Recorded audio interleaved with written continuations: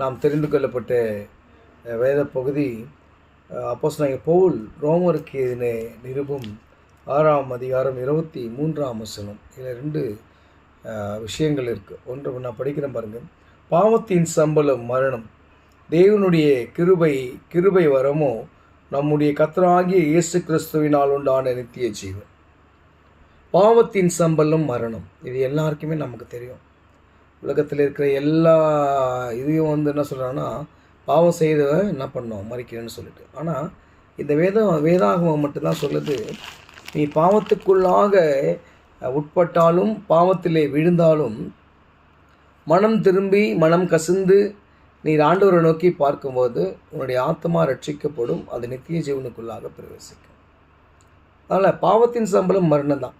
அந்த பாவத்தை விட்டு நாம் வெளியில் வரும்போது இயேசு கிறிஸ்துவின் இரத்தத்தினாலே கழுவப்பட்டவர்களாய், அவருடைய இரத்தத்தினாலே கழுவப்பட்டு அவருடைய மீட்பை பெற்றுக்கொண்டவர்களாக நம்மை மீட்டெடுத்த ஆண்டவராகிய இயேசு கிறிஸ்துவை நாம் விசுவாசித்து அந்த பாவத்துக்கு திரும்ப செல்லாதபடிக்கு நம்மை பாதுகாத்து நாம் அந்த நித்திய ஜீவனின் வாழ்க்கைக்காக நம்ம இலக்கை நோக்கி தொடரும்போது நமக்கான நித்திய ஜீவன் ஆண்டவர் வைத்திருக்கிறார். எனக்கு அருமையானவர்களே, இன்றைய காலகட்டங்களிலே பாவம் செய்வது வெறும் எளிமையாகிவிட்டது, ஃபேஷன் ஆகிவிட்டது. புகைப்பிடிப்பதெல்லாம் ஒரு பாவமாங்க, அதெல்லாம் ஒரு பாவம் இல்லை இல்லையா? பொய் சொல்கிறதெல்லாம் ஒரு பாவமா, அதெல்லாம் ஒரு பாவம் இல்லை. கோவப்படுறதெல்லாம் ஒரு பாவமா, அதெல்லாம் ஒரு பாவம் இல்லை அப்படின்னு சொல்லி நம்ம தேர்த்திக்கிறோம் இல்லையா? ஆனால் எல்லாமே பாவம்தான் இல்லையா? நாம் நினைத்தால் கூட அது பாவம்னு சொல்ல வேதாகமம் இல்லையா?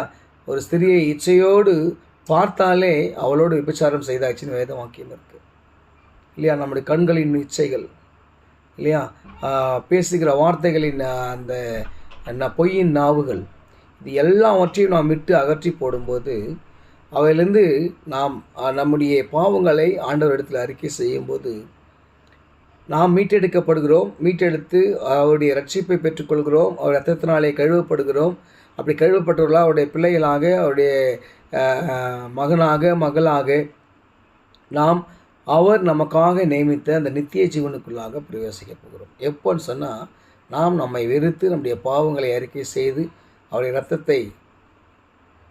இரத்தத்தினாலே ஞானஸ்நானத்தை பெற்றுக்கொண்டு நாம் கிறிஸ்துவுக்குள்ளாக அன்பை பிரதிபலித்து அவர் விட்டு சென்ற அந்த பணியை தொடர்ந்து நாம் செல்லும்போது நமக்கான நித்திய ஜீவன் வைத்திருக்கிறது. அந்த நித்திய ஜீவனை பெற்றுக்கொள்ள இலக்கை நோக்கி தொடருங்கள். பாவத்தை விட்டு அகன்றி போங்கள். கர்த்தர் பெரிய காரியங்களை செய்வார். ஆமென்.